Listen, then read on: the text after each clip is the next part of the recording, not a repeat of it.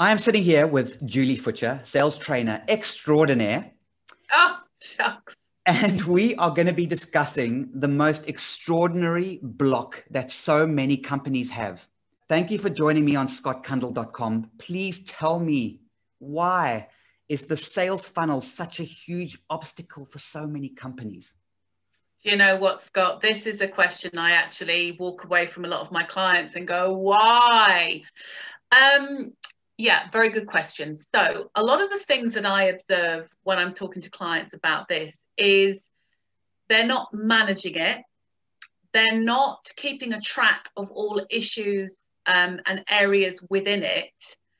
And they're not asking the right questions at the right times to ensure that this sales funnel keeps moving forward. Does that make sense? It makes perfect sense. You and I have worked together for a while now. And one thing we know is that building a sales funnel is not that difficult to do. No. But moving them down the sales funnel requires a little bit of this thing called work. And I think the word you used is diligence. And that seems to be a sticking point for a lot of people. But tell us the practicalities around that.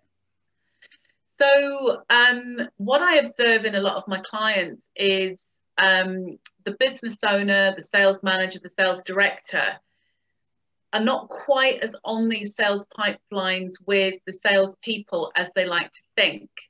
And a lot of the work I do around consultancy is when I sit down with salespeople and start digging into these pipelines and asking relevant questions. I tend to find that the pipelines are built on sand, and that salespeople have elaborated, not asked the right questions, not got all the facts around things that are sitting within this sales pipeline. So for me, one of the things that we work with my clients is this shoring up of this pipeline. It's getting them sitting on concrete and not sand.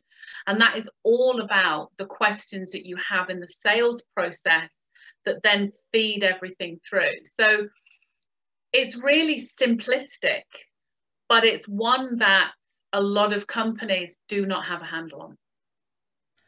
So is it a training issue? Is it a technology issue? Is it an economic issue? Is it an attitude issue? Or is it all of the above? It's all of the above. It's all of the above. So training, let's talk about training first of all. I'll see if I can remember the points that you've come up with. Yeah, training plays a part. Training plays a big part in this. And, you know, training I deliver to salespeople, certainly when we get into, you know, you've done your meeting, you've asked for the deal, you either close the deal there or you're going into quote or proposal mode. And it's there that I sometimes feel that things kind of drop off a cliff. Salespeople, if someone said yes, particularly sort of quotes or proposals, all rational thought sometimes leaves the building, and they're so pleased they've got a quote, they skip out an opportunity to go skipping out without actually firming up what's going on within that process. So training, definitely. Yes, technology. There are so many CRM systems now, a lot of them free, that help you manage pipelines, that help you keep on top of pipelines. And some companies aren't using them. Some people don't have a weekly meeting with their sales teams to see where things are at in this pipeline. And if you're not logging it, I mean, it can be as simple as one of these whiteboards on a wall that, you know, the sales teams stand around and talk about where things are at. But if you're not monitoring it, things slip through the cracks. So technology is another one. I think attitude you raised. Yeah. Again, it's attitude. You know, you and I both know that being good in sales, you've got to have that self-motivation. You've got to have that driver. And again, I see time and time again, salespeople, and this is a massive generalization. So anybody sitting here as a salesperson that's not doing this, I apologize that you've been lumped in with this. But sometimes they get lazy and complacent and they're not on top of it.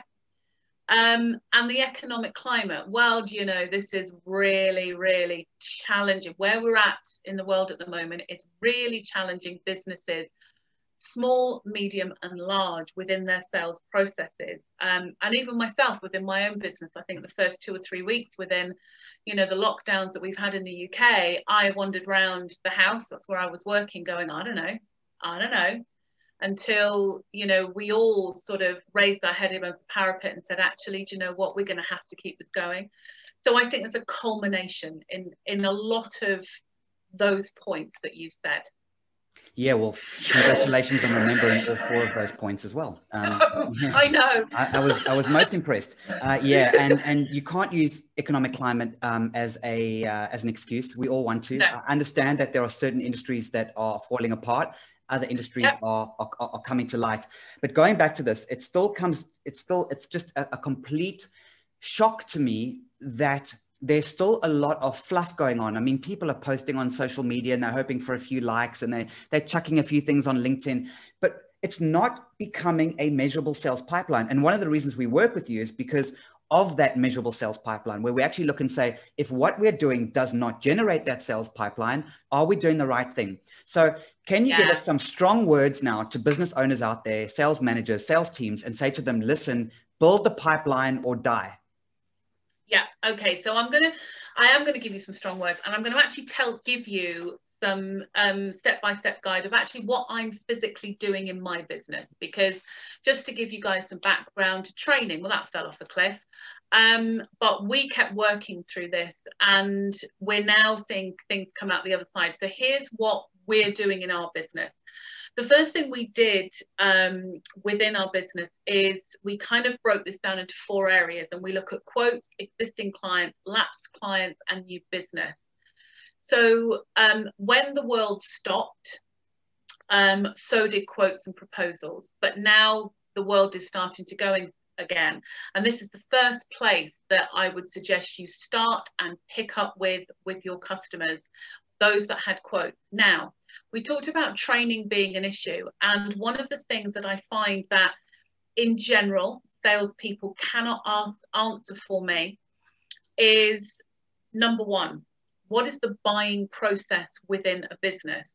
So if I'm sitting down with a salesperson, I want to know whether their pipeline is built on sand or whether it's concrete. I want to know whether they know the buying process within a business and where their quote sits in that. I don't like using the word decision maker because that can make people feel belittled. But what is the buying process? You know, does it have to go to finance? Does it have to be signed off with this? And if you don't know that, you need to know.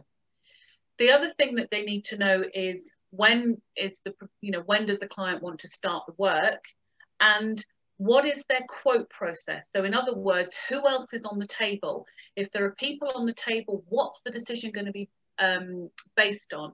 Is it price? Do they always go for a 3-quote process, but always go with their existing client because they're just fishing around in the marketplace? So all of these questions, when you're working on quotes, need to be firm. And the one thing I'll say about quotes and what I do when I ask all those questions is, if I've found that they've come to me because they're fishing, they are just taking a quote from me because they want to put it on the table, but they are going to use their existing client, and it happens a lot, I have to say, I will actually step back and decline to be involved in that process, because why should I waste my time putting a quote on the table if I'm not going to get any business?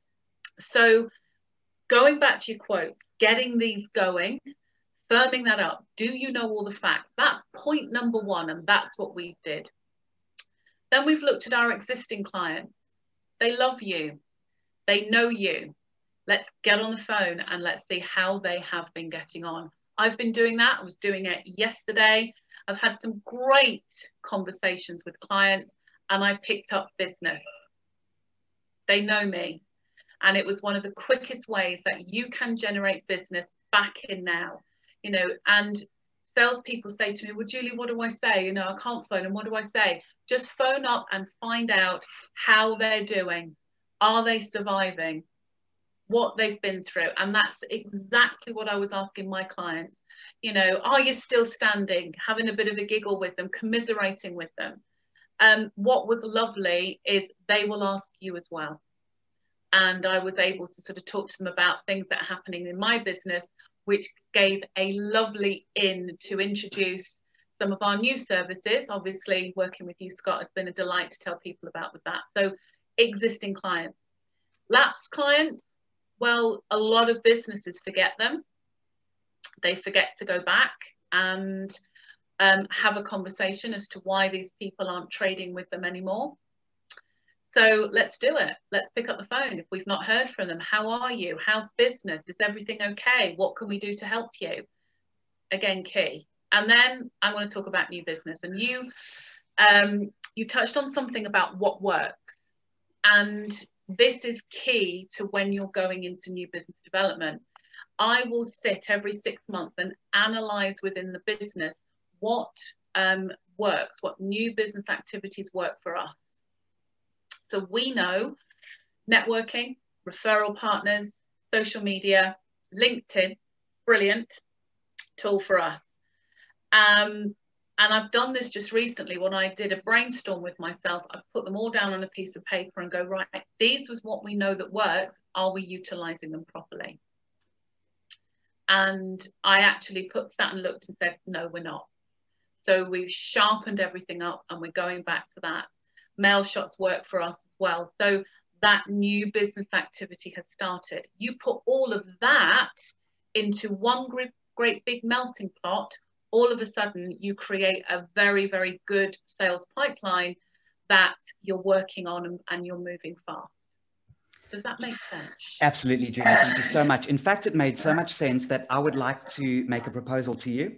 And that next time we'd start a series and we can do one little episode on each of the 4 pillars that you've spoken about. Mm-hmm. What you've told me, and I completely agree with it, is understand the client's buying process. If you don't understand the buying process of that client, you could be completely wasting your time. What I would like to talk about next time, with your permission, is I would like to talk about how to do that. How do you ask those questions and how do you find that information? Are you happy with that? Brilliant. Yeah, I'd love to. Absolutely love to. And I think, Scott, we need, you know, this is something that not a lot of people focus on, but it makes or breaks a sales process. It really does. So yeah, I'd be delighted to.